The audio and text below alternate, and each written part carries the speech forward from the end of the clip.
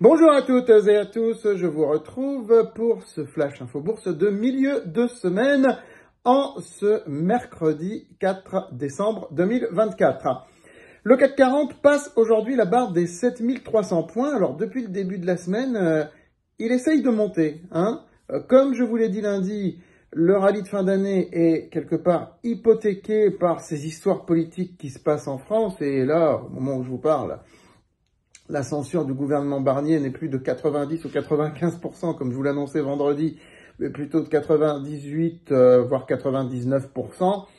Il peut toujours se passer un coup de théâtre à la dernière minute, mais peu de personnes y croient aujourd'hui, même l'intéressé n'y croit plus. Mais ça n'a pas l'air d'impacter vraiment les marchés. Alors c'est sûr que s'il n'y avait pas ça, je pense qu'on monterait davantage. Je pense que là, les marchés étaient partis pour réaliser un vrai rallye de fin d'année. Ça n'hypothèque pas le rallye sur toutes les valeurs. Regardez par exemple aujourd'hui Viridien, qui est une valeur que j'ai recommandée à plusieurs reprises. Regardez la hausse de Viridien aujourd'hui. Là, on n'est pas sur les petits yo-yo quotidiens qu'on avait vus sur le titre au cours des dernières semaines. Là, on est vraiment sur une échappée, sur une envolée du titre à 44 €. Ce n'est pas rien. Stellantis, je vous en ai parlé en début de semaine, je vous ai dit que la baisse consécutive à la démission de Tavares était un épiphénomène qui ne durerait pas. Ça se confirme aujourd'hui. Le titre est revenu au-dessus des 12 €. Faut pas attendre forcément un rallye sur Stellantis, je pense, dans les semaines qui viennent. Enfin, je me suis exprimé sur le sujet.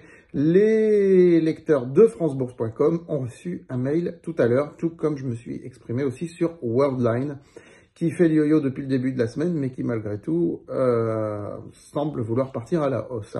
Voilà.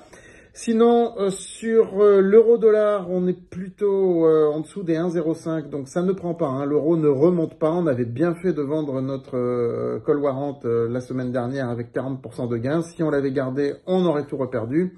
Et du côté de l'or, on se stabilise à 2650 dollars l'once. On a presque l'impression qu'il peut y avoir une inversion sur l'or, qu'il peut y avoir une vraie période de correction, de prise de bénéfices.